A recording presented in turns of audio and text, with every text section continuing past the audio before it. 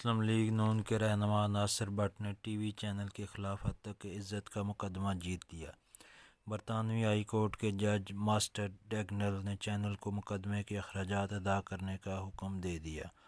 ناصر but نے news channel کے خلاف £1,00,000 کا ہتک عزت کا مقدمہ جیتا ہے۔ ٹی وی چینل نے اپنے 2 پروگراموں میں ان پر سنگین الزامات لگائے تھے۔ ہائی کورٹ کے جج نے ریمارکس دیتے ہوئے کہا کہ مسلم لیگی رہنما ناصر بٹ کے خلاف مہم سیاسی مخاصمت پر چلائی گئی۔ ان کو نواز شریف سے قربت اور ارشد ملک کی ویڈیو بنانے پر پی ٹی آئی حکومت چند اینکرز نے نشانے پر رکھا۔ برطانوی عدالت کے جج نے چینل کو نواز شریف اور ناصر بٹ کے خلاف برطانیہ میں بے بنیاد الزامات لگانے سے روک دیا۔